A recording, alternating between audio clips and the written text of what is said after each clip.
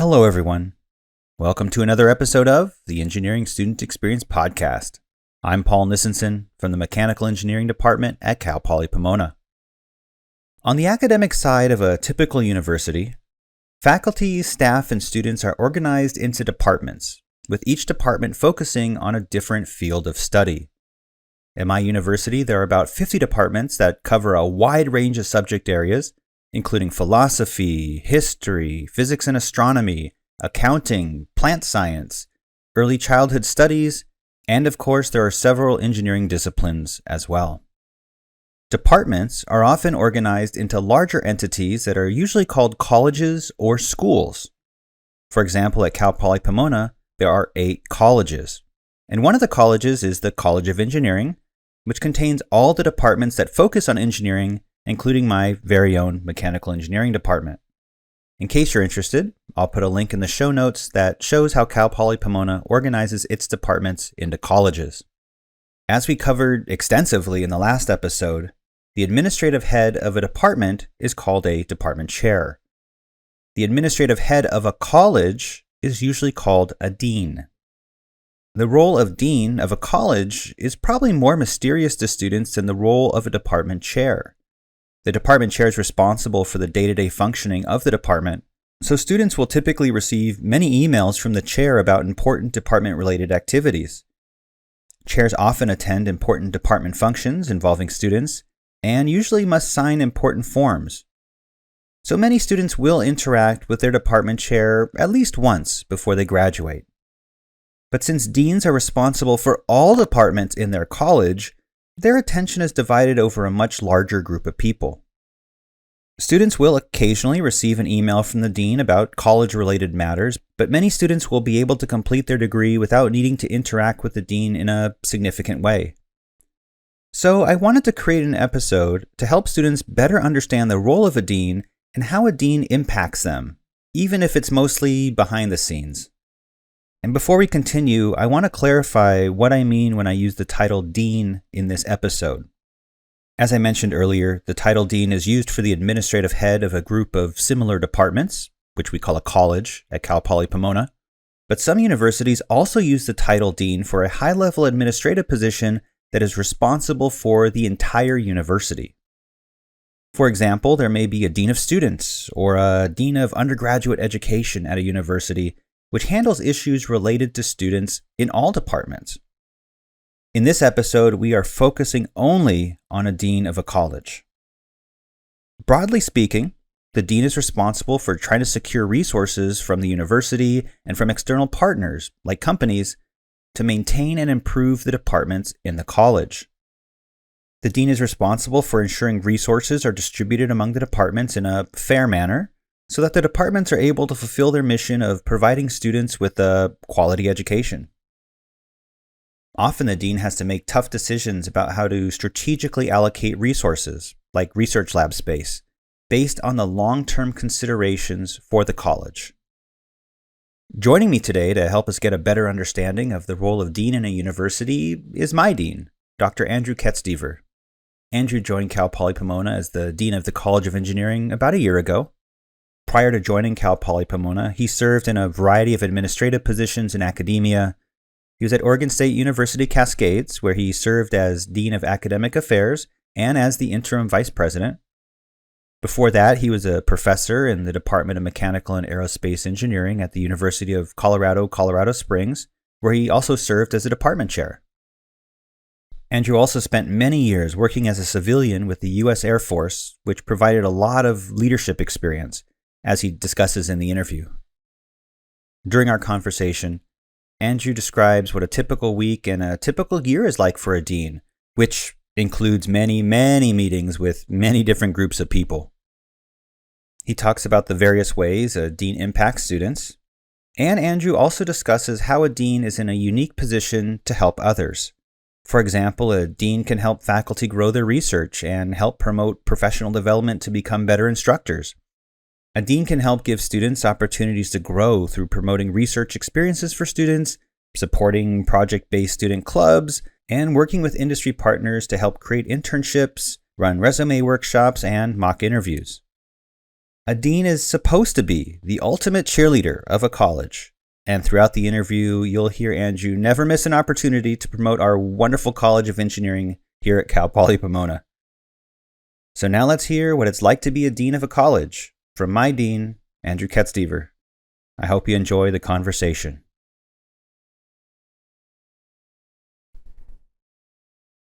Well, I am sitting across the table from our leader, from our dean, Dr. Andrew Ketsdever, who is the dean of our College of Engineering here at Cal Poly Pomona. And today we're going to talk all about, well, what a dean is and what it's like to be a dean. So first of all, Andrew, thank you for joining me today. Well, thank you for having me here, Paul.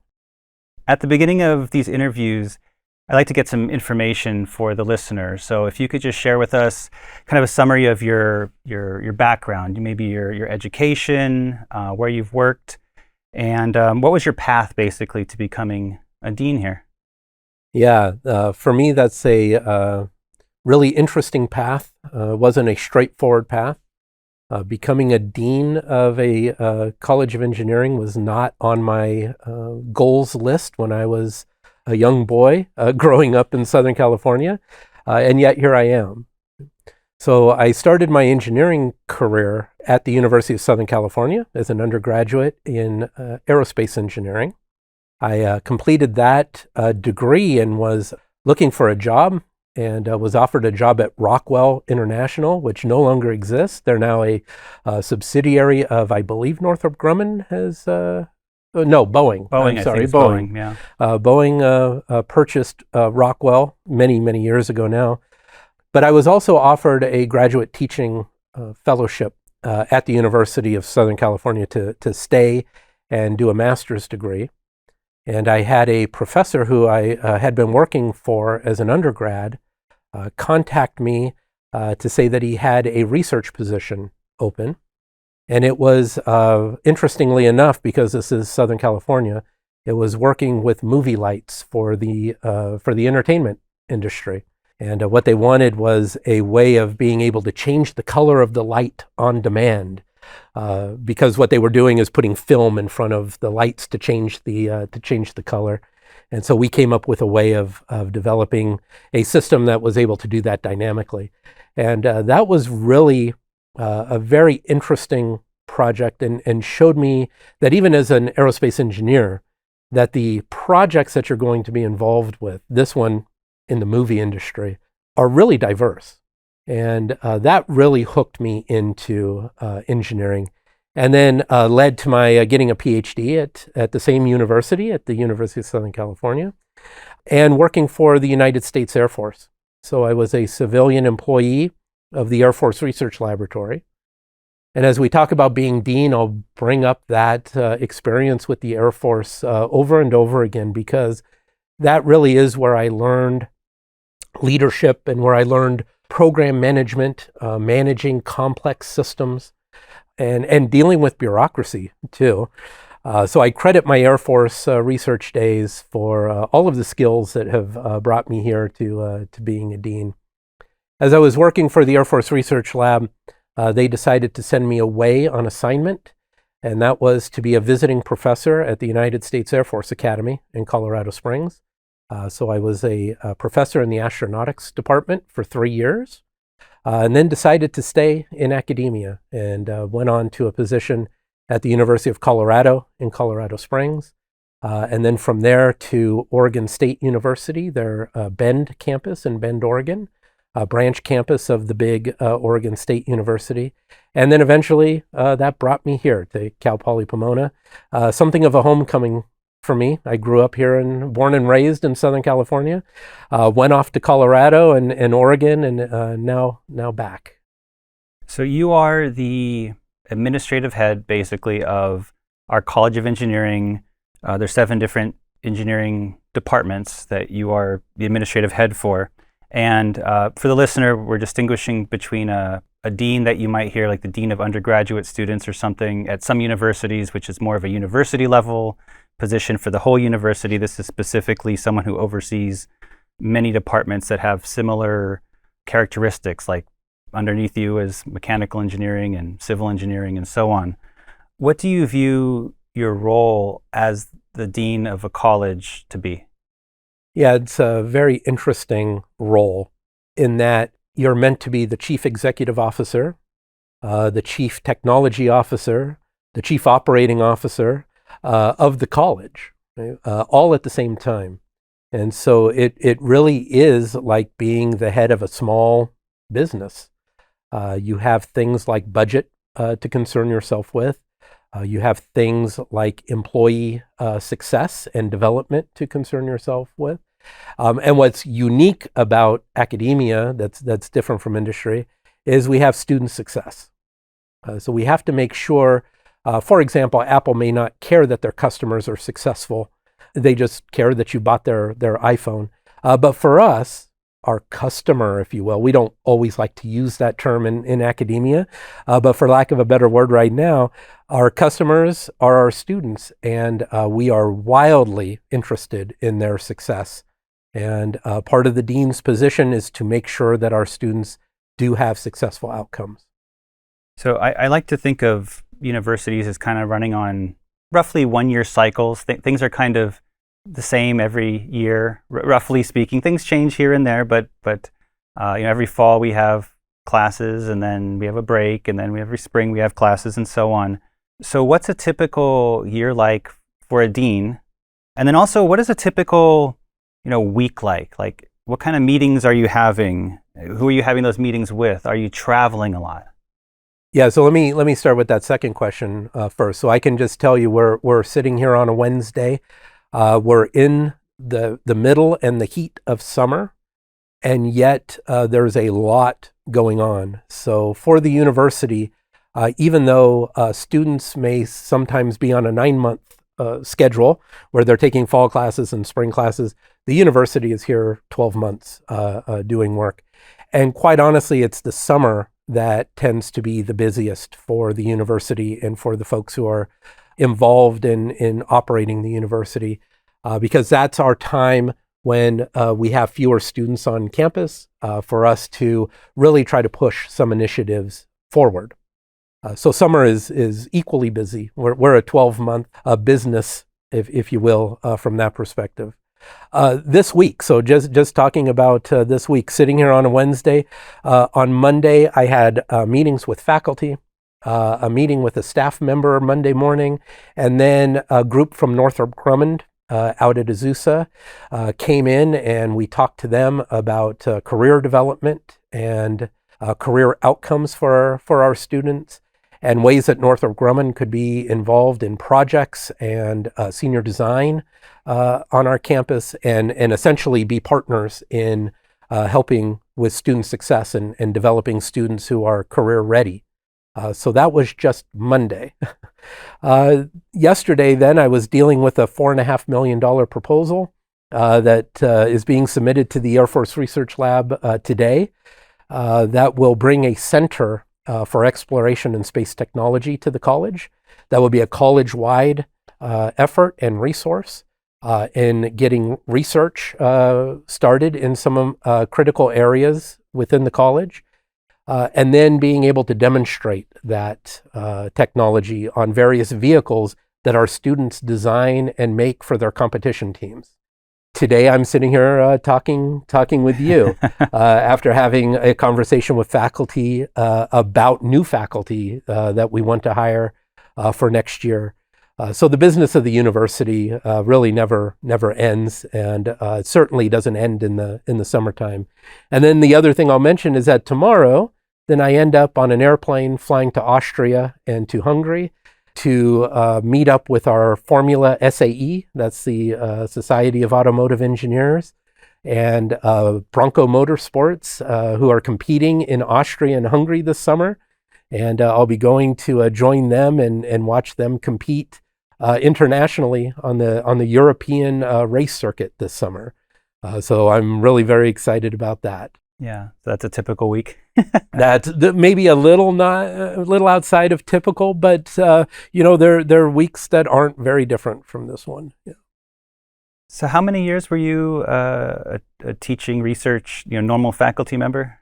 Yeah. So a normal faculty member, maybe for about 18 months at the University of Colorado in Colorado Springs. And then our department chair suddenly resigned from the Department of Mechanical and Aerospace Engineering. And that's how my administrative journey began, was taking over for that department chair and becoming the department chair for the department. Within about 2 months of my twins being born in 2011. So, maybe 2 years as a normal, if you will, faculty member. And then there's been administrative positions from that point forward. Yeah, so it's my understanding, and you've talked to a lot more deans than I, of course, but that most deans will start off as maybe they'll be a faculty member for several years. They go through the tenure and promotion process, then maybe one day become a department chair to dip their toes, as you did, to gain some administrative experience, then maybe be an associate dean somewhere, and then maybe finally a dean. You start out as a faculty member, and did you have any idea at that point that when you started as a plain old faculty member that you wanted to move into an administrative kind of position? No, in fact, I was pretty convinced that I didn't Okay. at that point. And it was really the resignation of the department chair that pushed me into that role.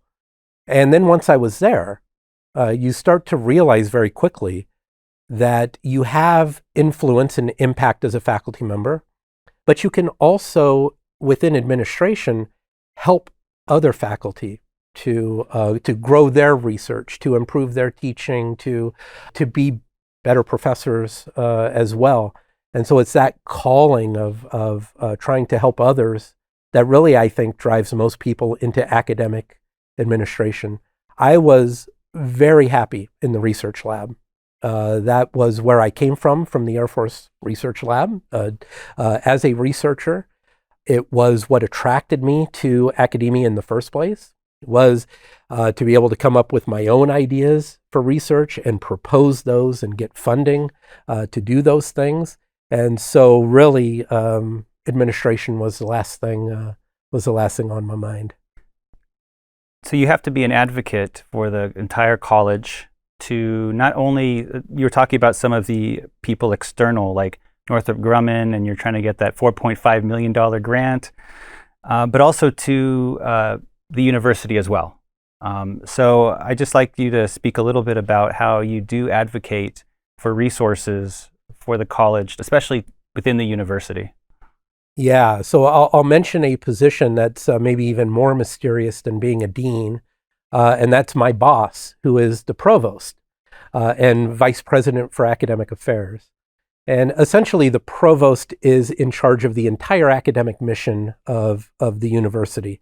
And we just got a new provost here at Cal Poly Pomona, and she's fantastic. You should do a podcast with her maybe at some point in the future. I did chair department chair, the last episode. This is dean. So yeah, it'd be natural just to go up to provost, I guess. Go up to the provost. So that's where I do a lot of my advocating is with the provost, who is essentially in charge of the academic budget. And so that budget then flows down to the colleges, engineering being one of those. Advocacy is really a tricky thing within the university because we don't necessarily want to advocate for our college over other colleges. We want to be partners. We want to be collaborative. And so while we're advocating, we're also keeping in mind that there are 7 other colleges on campus that also need resources. And so it's pretty easy to advocate for the College of Engineering. We are the largest college on campus by major, and we have lots of financial and other needs. And I think that the university recognizes that. In fact, I know that they recognize that.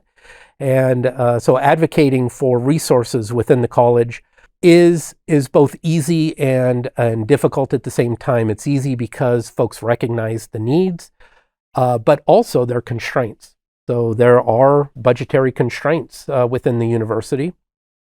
We're trying, especially within the Cal State university system, to keep cost at a minimum for students so that we don't raise tuition beyond where we've had to in the past.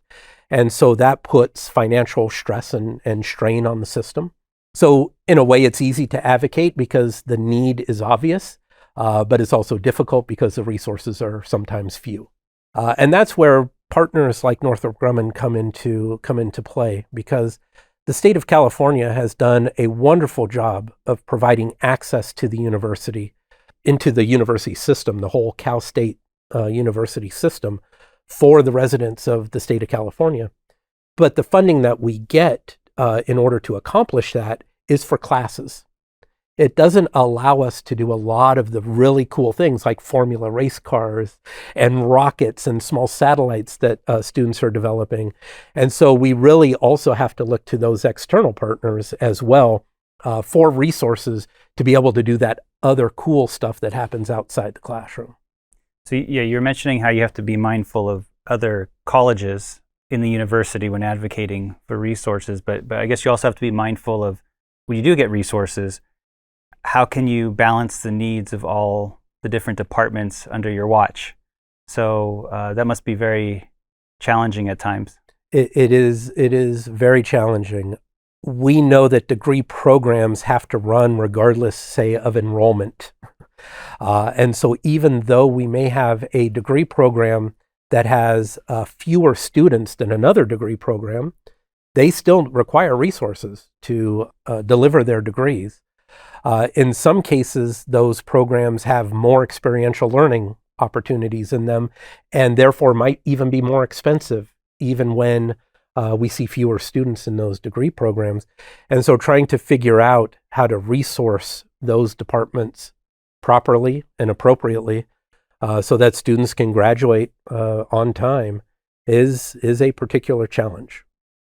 At Cal Poly Pomona, we're a primarily undergraduate institution, so we mostly have undergraduate students, and faculty aren't expected to do as much research as a lot of other, maybe more well-known universities, all the UCs like UCLA, and we also have other private universities like Stanford or Harvard. Or so is being a dean at a primarily undergraduate institution like this very different than if you were to say be at a UCLA?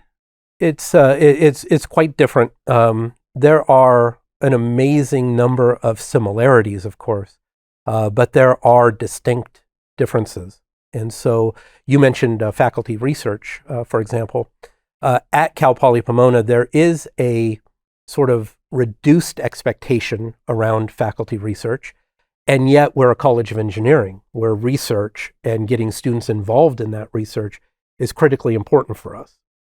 So while the university is thinking through how they may better support research, the College of Engineering is already well ahead of the university in thinking about that, because as a College of Engineering, if we are stagnant in our understanding of the current state of technology, for example, in artificial intelligence, we're going to be well behind the power curve of where our students need to be when they graduate and get jobs in these areas that require that level of understanding of new things.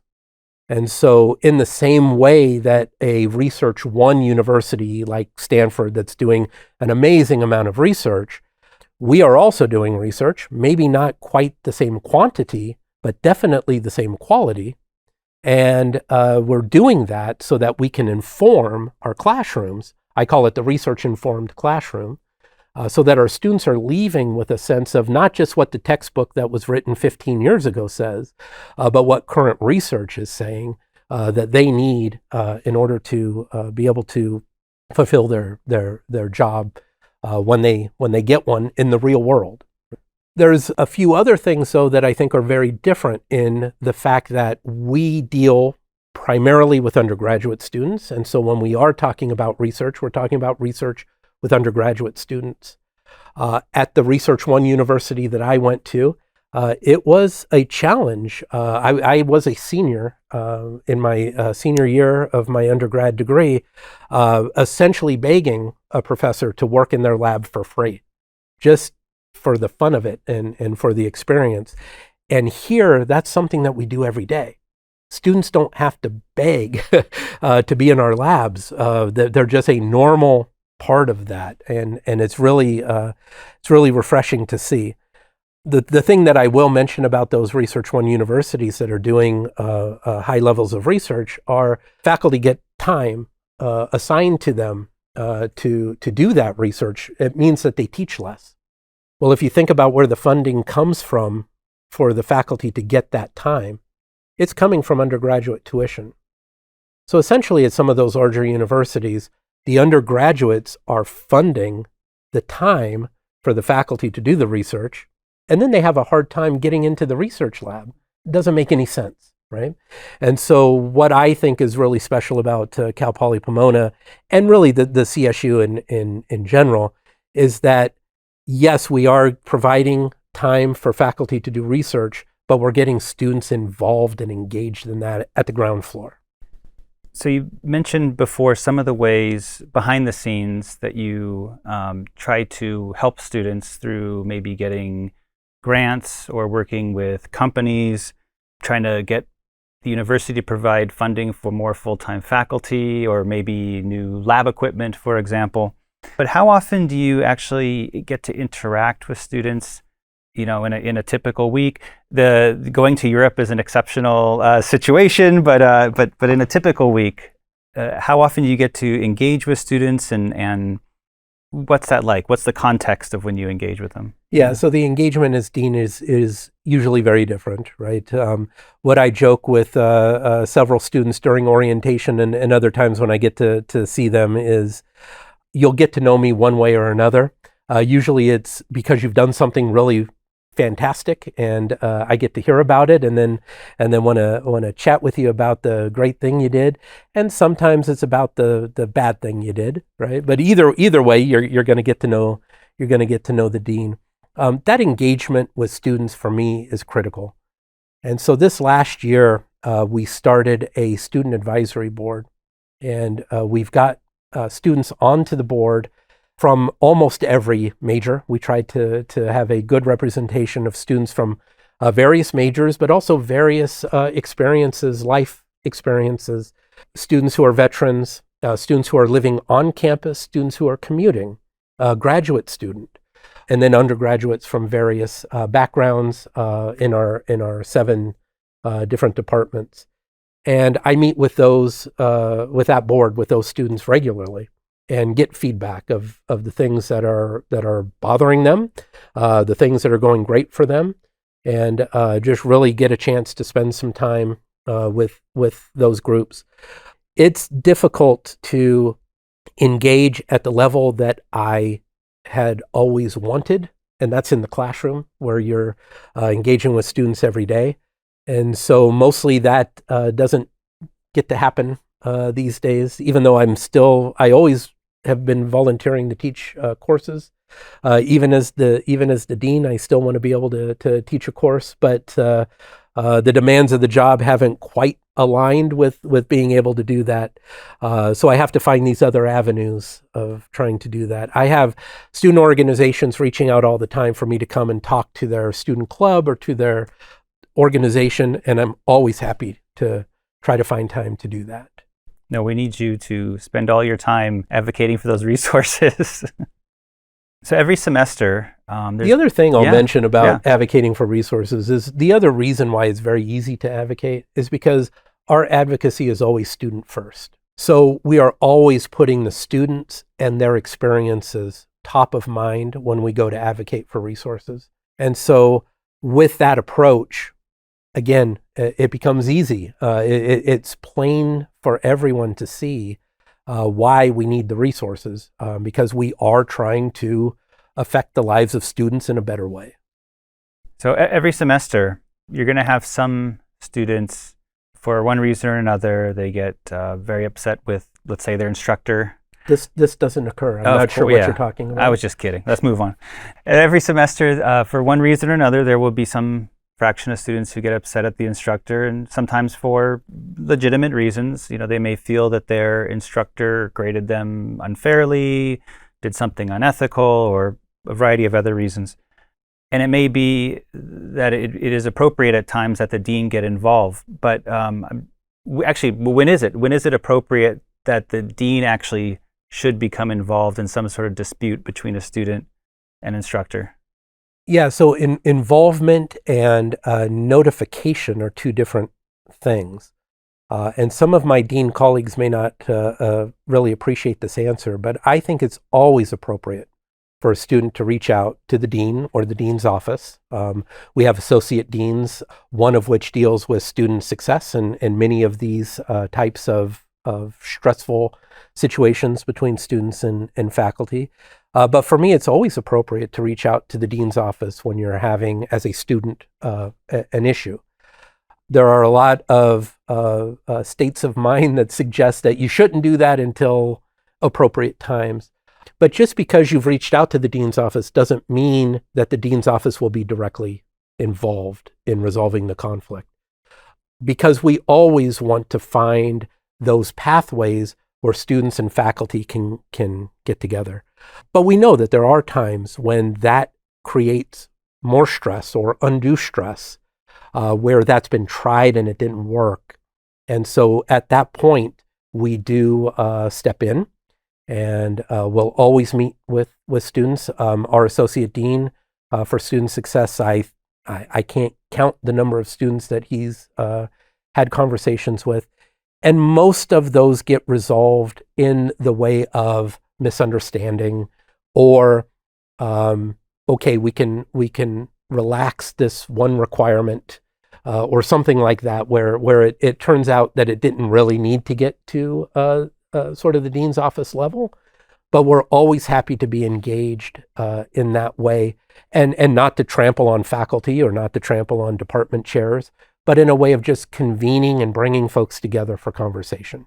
Hope you're ready to get a lot of emails from students. We have, and I expect that will continue. And quite honestly, I want that to continue, because that also gives us a sense from the dean's office of what's happening around the college, and just sort of the temperature of where students are having stress points, and where faculty are having stress points too. Usually I recommend that students first talk to the department chair. My guess is that you probably will say first go talk to the department chair. So again, as convener or as a triage specialist, right? Any of those requests from students directly that come into the dean's office, the first thing we do is to contact the faculty and see if that discussion and that pathway is still open for a conversation, and then to the department chair if necessary, and then to the associate dean if necessary, and then to my level if that's required. So what is your number one favorite thing about being dean, and what's your number one least favorite thing about being dean? My favorite thing is always just seeing on commencement day students walking across the stage whose lives have been changed because they were here, and because of the work that we've been doing as an entire university to make their path successful. There's just nothing quite like seeing all of that effort come to fruition. Cal Poly Pomona is ranked really highly on what's called the social mobility index. And that is the outcome for students from their socioeconomic pathway prior to the university and then after the university. And we rank very highly in that, which essentially means that we're changing lives. And there's just nothing better than being able to do that. And it's part of the reason why I became a dean, was to have better influence, if you will, or better outcomes for students in all of these areas. Least favorite, I don't know. Maybe I've enjoyed my year here. I can honestly say that. It's been a lot, and there's a lot of things happening and a lot of things we want to make better. But there's nothing that I would say rises to the level of a dislike. I said least favorite. Well, okay, so even least favorite, I think. Okay. Yeah. Do you think that you have any plans to one day maybe return to the classroom after your dean days are over, your administrative days are over? Or is that still too far into the future to even consider? Well, as a dean, you never know when your last day is going to be. So, but yes, that is definitely the pathway that I see for myself from this point forward. Some deans want to go on to be provost. Some provosts want to go on to be university presidents.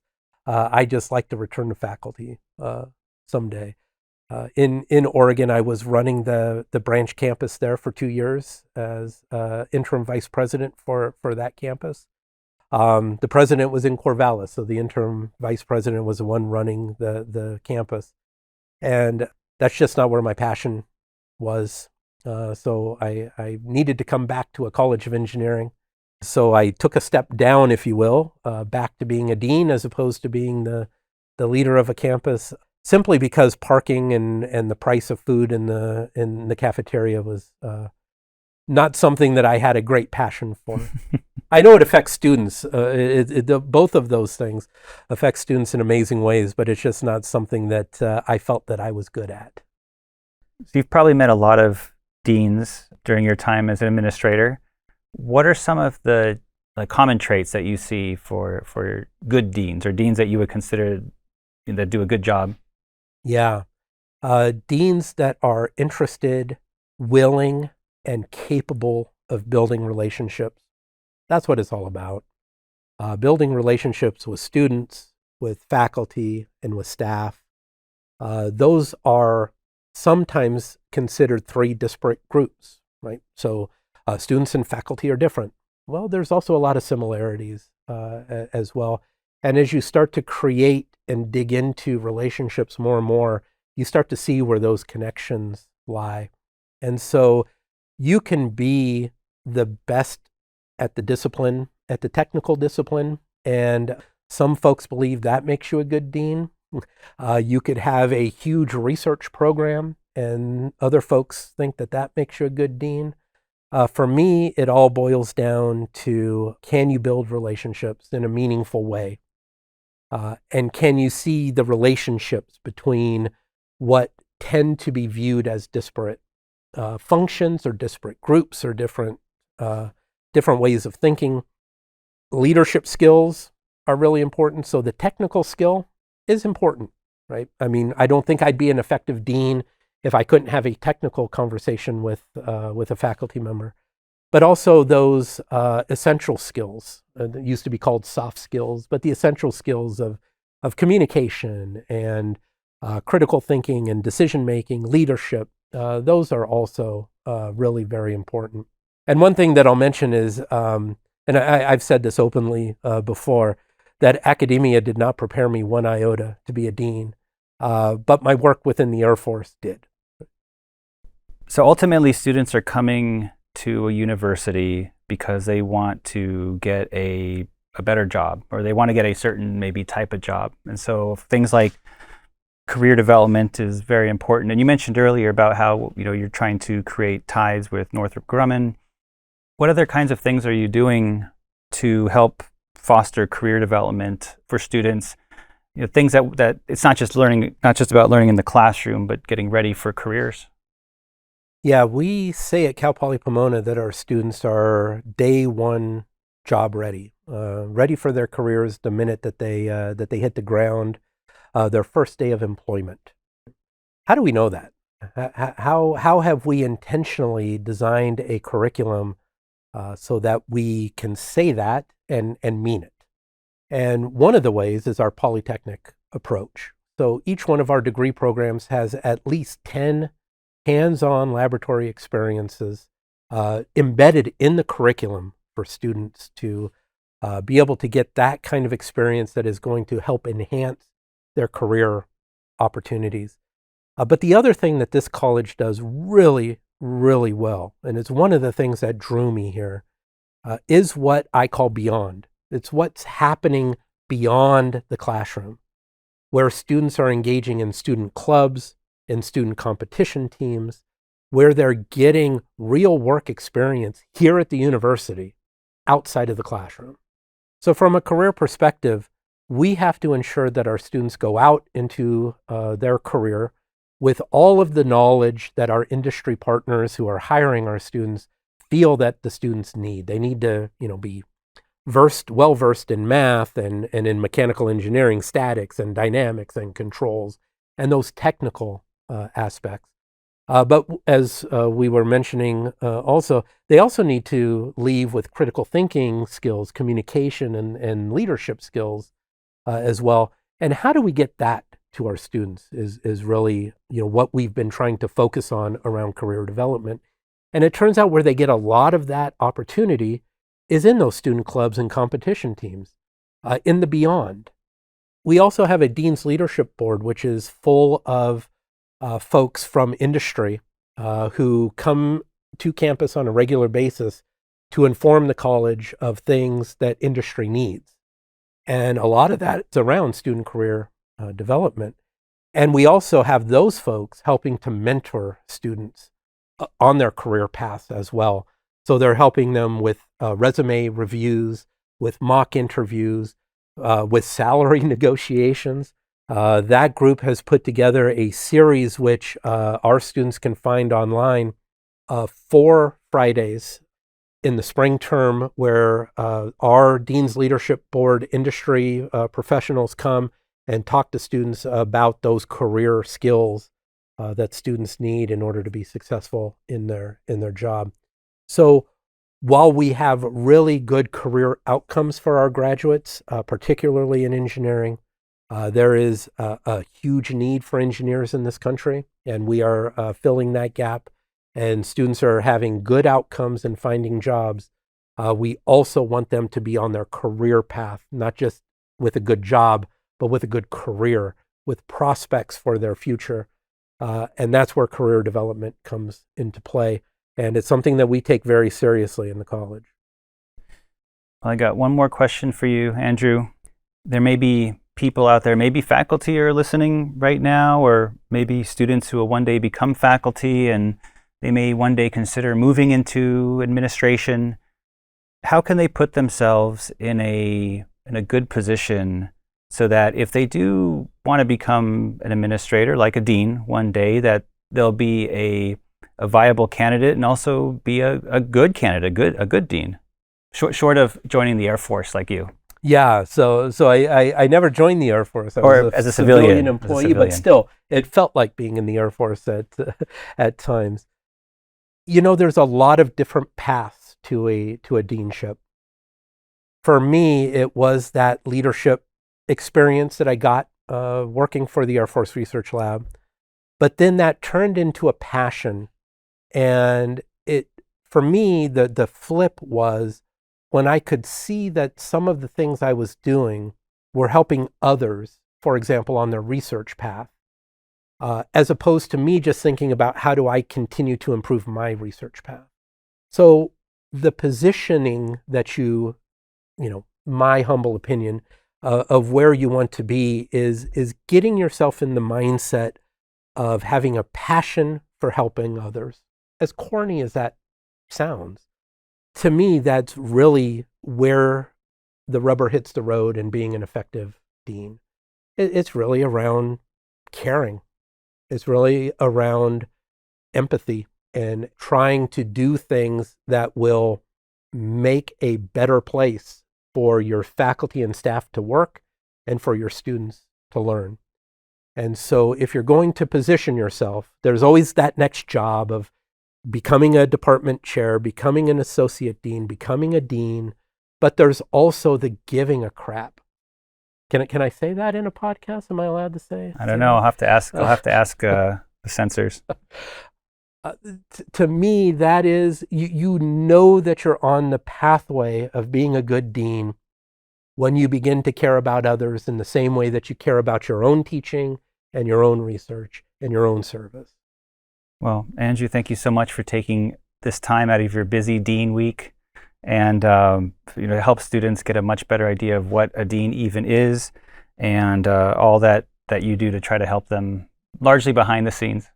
Thank you. Paul, I appreciate the time and I appreciate you. Thank you.